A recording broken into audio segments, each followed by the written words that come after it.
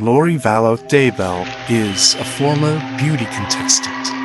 She's lost her mind. She thinks she's a resurrected being and a god. Anybody you spoke to who knew Lori back then said that she was like the mother of the year. So what makes her a danger to herself and to others? Threaten me, murder me, kill me. We're gathering together as saints, as brothers and sisters, and preparing for the second coming of Christ. She threatened to murder you? Yes. Police say they found a man with gunshot wounds who was later pronounced dead. The first death that kicked off this multi-state mystery. Inside is Lori Vallow's husband, dead on the living room floor. What happened today? How did it get to this? She said, "You're not Charles. I don't know who you are, what you did with Charles, but I can murder you now with my powers." So how does she pose a threat to your children? Lori, where are your kids? No comment? They've been missing for 4 months. You have nothing to say? Now, Lori Daybell appears to be somebody else. She has 2 missing children, JJ Vallow, Tylee Ryan. I don't know what she's going to do with them. I don't know if she's going to flee with them. She's going to hurt them. All right. Is it this house or the one with the flashing lights? Right there. Cars are all gone. I don't know where my kids are. Well, get in. Oh my God.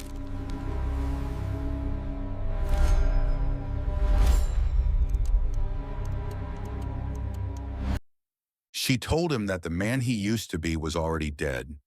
From that moment on, Charles understood that he was living with someone who no longer saw him as human. Lori spoke of zombies, people whose bodies were inhabited by evil spirits after their original souls had been removed.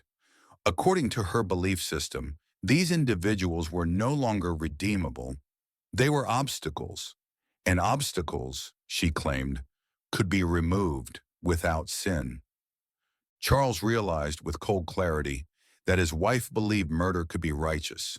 And worse, she believed he was one of the people who deserved to die. Charles did what society tells people to do when they fear for their lives. He went to the police. He filed reports. He documented threats. He told officers that his wife believed he was possessed, that she had threatened to kill him, that she believed God approved of such an act. So what's going on tonight? I can't get in touch with our kids. How old are your kids? 6.5 and 16. She's lost her mind. I don't know how else to say it. She thinks she's a resurrected being and a god, and remember the 144,000. Jesus is coming next year. So what makes her a danger to herself and to others? Threatened me, murder me, kill me. She threatened to murder you? Yes. She said, "You're not Charles. I don't know who you are, what you did with Charles, but I can murder you now with my powers." Is this just all recent, or has it been going on? Been going on for about 4 or 5 years. It's gotten really, really bad lately. She goes to the temple every day and speaks with Moroni and Jesus Christ. Last couple of days, she says, "I'm not Charles. You're not Charles. You're Nick Schneider." She said to me, "Charles' stuff is gone. You're not Charles. Your stuff is gone." I don't know what that means. And how long have you been trying to get in touch with the kids? Since yesterday. So how does she pose a threat to your children? I don't know what she's going to do with them. I don't know if she's going to flee with them. She's going to hurt them. And today she said, "Come take the kids. I don't care what happens to them. I just want to see my boys okay." And she's got a pickup order. What's going on? Why is she here and you're not here, or are you staying here with her? Long story. She's had kind of a break from me. I've tried to support her as much as I could, but it's gotten really, really bad lately. She's had a break. She says, "I'm Nick Schneider. I've taken over Charles's body, and Charles has been killed. I'm going to kill you. You're going to be murdered today or tomorrow." So this morning when I took my son to school, he was waiting somewhere and stole my purse out of the car, my whole purse. So my phone, my wallet, my money, my everything was in there. What is it that motivates him doing this kind of stuff? Did he say one? I caught him cheating and I had evidence and I told him about it, and he travels a lot for business, so I told him about it and told him not to come home and that his stuff would be gone and that his car would be gone and all this thing. So he's a little mad. Hey team, we got one subject down, apparent gunshot wounds to the chest. He's right here in the living room. Firearm's gonna be in the front door, in the front bedroom, laying on the ground next to a case. You wanna stay in here? I'll see if I get this guy's info. Most of all, he feared her brother. Alex Cox was always there, quiet, watchful, loyal. Charles felt it in his gut before he could articulate it. Alex was not just a relative. He was an enforcer, a man who would do what Lori could not bring herself to do directly. The morning Charles died began like any other. No dramatic music, no warning sirens, just routine. He went to the house believing he could retrieve personal items and talk through arrangements involving the children. He believed reason might still be possible, that logic and calm could save him. Inside that house, Lori was already gone. Alex was waiting. The confrontation was brief. Words were exchanged. Then gunshots. Charles Vallow collapsed to the floor, bleeding out in a home he once believed was safe. The men who had tried to warn everyone was silenced in seconds. Alex told police it was self-defense. What's going on? What happened? He came at me with a bat. Okay. Was he living here or No. visiting? He came to pick up his son. Okay, is the son inside? No. My sister took him to school. Okay, so it was just you at the house? Yes. And he came, how long, what time did he come to pick up the son? I don't know, 20 minutes ago maybe. Okay, so you know who he is, let him in? Yeah. Okay. No, I think they were talking earlier, then she left, and then he got into it with me. Like what? What do you mean? I don't know, he was... So you get in an argument? What is it over? I was over my sister. He was getting physical with her, and so my niece came out with her bat, and then he took the bat away from her. Wait a minute, I thought you said your niece left. She did. This before. So before your sister and your niece left, yeah. At some point your sister and her husband are arguing. Yes. Verbal argument. And then your niece pulls out a bat? Well, it wasn't verbal. He was getting close, and she came out to defend my sister with her bat. Your niece? Yes. Okay. And then she poked at him, and then he took it away. Okay. And then he's coming back at me, and he still got the bat in his hand. Like, what are you doing? And where are you at it? Where are you both in the at? living room. Okay. And then I turned around, and he hit me in the back of the head with the bat. I went to my room and got my gun. I always carry it. You went to your room, meaning the room you're staying in? Yeah. Okay, and you brought a gun with you? Yes. Do you always Yes. bring a gun? Okay, why didn't you stay just in your bedroom, close the door? Is that something you didn't think about, or? It didn't even occur to me. And for a time, that explanation was accepted. What followed was perhaps the most unsettling part of all. Lori did not grieve. She did not cry. She did not attend the scene in shock. She went shopping. She laughed. She spoke casually about plans and money. Within weeks, she was focused not on mourning her husband, but on a future without him. Charles's death did not end the danger. It escalated it. Start where you think it makes the most sense. Okay, so we moved into this house 3 weeks ago because he offered to get me a house here where all my family is. We were in Houston. We had decided to separate or whatever, so he's like, well, I'll pay for a house for you and for JJ and whatever, because he's all about JJ. He's never about Tylee, but he's all about JJ. Because we adopted him together. He's his great nephew. We adopted him as a baby. He came when we first moved in and brought me stuff from Houston, like a U-Haul, and then he hasn't been back. But it's all these threats on my phone all the time, like whatever, all these things. And then he told me... What kind of threats? Just... He's always mad at me, right? And he doesn't want a divorce, but I don't like him and don't want to deal with him, so that's just how it is.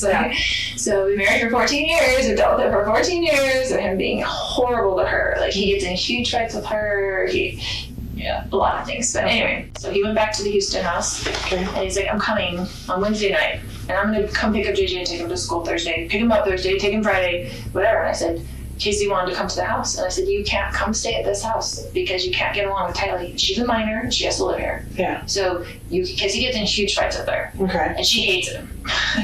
And so I'm like, you can't stay at the house, so I will book you a hotel, because he stays in hotels all the time because he travels for business and the business pays for it. What does he do?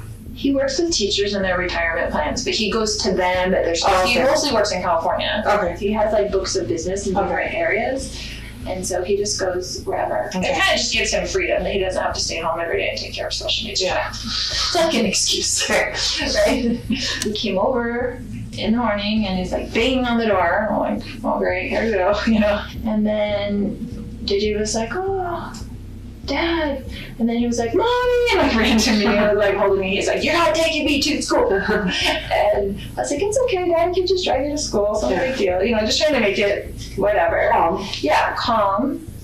And then he was just being real smirky and real like jerky, you know, to me. And I was like ignoring him, whatever. And so he was like, Your brother lives there with you? No. Okay. He had stayed with me last night because I was worried he was going to come over and cause trouble with me. Okay. Just wanted someone else there, like my brother there, because I trust my brother. He goes nuts. He's gone nuts on us a lot of times. Tyler and I have had to leave with JJ over the years probably 5 times and just stay in a hotel for 2 days because you don't know what's going to set him off. Like, she's mad at me for always, like, going back. But we had JJ, and he's special needs, and it's really hard. Like, it's even hard to take care of by yourself. So you thought, and I don't want to put words in your mouth, but you thought it was possible that he was going to hurt you? Absolutely. He was going to hurt me and Tylee. Okay. Not JJ. He would never hurt JJ. Okay. And he hurt my brother. Like, he was going, like, ballistic about it. Was bad. Okay. When you say he goes nuts, that can mean a lot of different things. Right. So, like, physical violence. He's never really, besides like grabbing us and pushing us, but not like punching us or something. But with Tylee, he has gotten physical. Okay. He went like he was going to hit her, but then I got in between them. So this morning he comes back in and... He comes back in, I wouldn't give him his phone. He was screaming at me to give him his phone. He was very worried about whatever was on his text that he did not want me to see. And so I was just holding it there and he was screaming at me. And so Tylee came out of her room upset and she had a bat. And she told him to leave her mother alone, like, right? So she was really, whatever. And he's screaming at her, don't you hit me with that bat, blah, blah, blah. And then my brother heard all the commotion because he was in there. And so he came out into the main room and he's yelling at Tylee, don't you hit me with that bat, and blah, blah, blah. And so Tylee, I guess, I don't know if she swung at him or what, but he, like, grabbed the bat from Tylee and then went to, like, hit Tylee with the bat. And I was right there, they were right there, and my brother grabbed him from behind, like just to stop him from hitting Tylee. They got into the thing, and he's hitting him with the bat, and they're on the ground, like grappling around or whatever. And then, and he hit your brother with the bat while they were grappling and stuff? Yeah. Okay, so you hear the argument, you step out, what's the first thing that you see? Charles chasing after Lori. Okay. Had Tylee already gotten the bat? Did he already have the bat? Okay. So Charles is coming towards Lori. He's coming coming towards way. Lori, and I shoved him back. Okay. I said, what are you doing? Because he's coming at her aggressively. Okay. He's a big dude, so I wasn't gonna. So he's coming at her. Yeah. And you shoved him back. Yeah. What happened right after that? So I went into the bedroom where he was staying and grabbed my down. I came back. I said, put that bat down. And he's like, what are you gonna do? So you're gonna threaten me? I was like, no, I'm just gonna defend myself. So you put that bat down. And he goes, what are you gonna do it like that? And he came at me. Okay. And he'd already hit me in the head. So you gave him, how many times would you say you told him to, like, put the bat down? Once. Once? Okay. And then he started advancing towards you? Yes. How many shots did you fire? I don't know, with the couple. I didn't see the shot, it hurt, and then I came back around and I saw that he was on the ground. Okay. And was freaking out. Yeah. And so I was just freaking out, and it just went into mom mode. I'm like, I've got to go to get JJ to school, I've got to get to the kids. I just felt like I got to get to the kids. And so I just went outside and to see if they were in there okay. I didn't want them coming back in the house when all that was going on. And Tylee was like looking at me with like the crazy eyes, like what just happened. And I told her to get in the car and we're going to take JJ to school. And I just left. When you came back in and you saw him on the ground, where was your brother? Did you see him where he was at? Yeah, he was right in front of him. Did your brother say anything to you at all? Do you remember? No, we were both just in shock. Okay. Like, it was just I didn't say anything. I went out with the kids just to check on them first, and I was going to come back in maybe, but I didn't. I was like, I just have to get him to school. Okay. And call the police and come back, you know. Did you or your brother say anything at some point about calling the police or calling 911? Do you remember? Yeah, he called me. Okay. And he said, are you taking JJ to school? And I said, yeah, we need to call the police. And he said, okay. Okay. So he called you when you didn't come back inside, basically? Right. Okay. Because I was like in the car for a minute, and then I was like, What do I do? I opened the door, and it was my stepdad, and he was just screaming at both of them, and so I just kind of stuck the baseball bat out there, and then he just grabbed it. And so I fell to the ground, and then my uncle I saw him take a step back, so my uncle, I think, grabbed him and kind of took him back so he couldn't, do anything. And so my mom said to go with JJ, and so I ran out the door, and then I kind of just stood there, and then eventually my mom came out, and then I heard a noise, which I know what it was now, but it sounded like someone took it and hit it really hard against the floor. Okay. So I just wanted to make sure that my stepdad didn't do anything to my uncle and stuff. And so she was like, no, I was fine, we're just gonna take JJ to school, and I was like, okay. Lori, Nate Eaton with East Idaho News. Can you tell me where your kids are? Where are your kids? No comment? They've been missing for 4 months. You have nothing to say? Listen, just tell people what's happening. There's people around the country praying for your children, praying for you guys. Why don't you give us answers? That's great. Chad had just said that it's some childhood friend that Charles had, and that he died, and then he came back as he didn't ever leave. He was an unclean spirit that got trapped on the earth, and he was now attached to him for years, and he'd been studying him, right? And his behaviors and stuff like that. And so then he pushed his spirit out of the body and took over. That's what he said. Push Chad, Charles' spirit. Yeah, so his spirit now moved on. So she believed that Charles was gone. He was already gone. So she was treating him like he was Zack Snyder. So you mentioned zombies. Yeah. Was that ever a term that you were exposed to by them? Mm-hmm. Okay. Tell me more about the zombie. She said she had a dream once, an earthquake happened in Utah. People that fell on the earth, if they were able to get rid of all the zombies in the world, then those zombies wouldn't get into those dead bodies and come back. I remember one time she took a map and she's like, okay, here's the United States. We're gonna do a prayer. Let's find out how many zombies are in Arizona. Okay, there's 20,000. I don't even remember the numbers, it was saw out there. And then she'd say a little prayer, whatever words she'd come up with that she thought were powerful, and then he would check, oh, somebody died, look, you can come find out. So then that was her way. In my opinion, what I saw, at least, was just through a prayer that these people would pass away. And then they had a scale of 0 to 100% how much you could trust people. I was supposed to be 97%. They were always building me up. Anyway, she would sometimes share oh, this person or that person, that's not trustworthy, it's this person, that was their booking. More about, maybe you know or don't know, vibrations. So vibrations, yes, I'm aware of that too. So according to how he would check, he used that little pendulum thing a lot. I didn't know that in the beginning, but anyway, 1,000 was supposed to mean, if you got to 1,000, that means you're translated, or you're beginning your translation. And then as you get higher in your vibration, you could portal at some point, maybe, to remember what she would say, 2,500 maybe, or something like that. And so the more you went to the temple, your vibration would increase. So it's just like your light would increase, your vibration, that kind of idea. Okay. If that makes sense. I too have seen the resurrected Jesus Christ, and he has told me my mission, and he has sent me to help people and lift them in their missions. Charles Vallow's story is not just about murder. It is about what happens when belief overrides humanity, when systems fail to act on credible fear, and when warnings are dismissed because they sound too strange to be real. He did everything society asks of a person in danger. He documented, he reported, and he pleaded.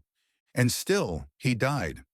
His tragedy lies not only in how he was killed, but in how clearly he saw it coming, and how powerless he was to stop it. If this story disturbed you, it should have. Because Charles Vallow didn't die in silence. He died after warning everyone who would listen. This was not a mystery, it was a failure. You've been watching True Crime 48 Hours, where the truth is always closer than it appears.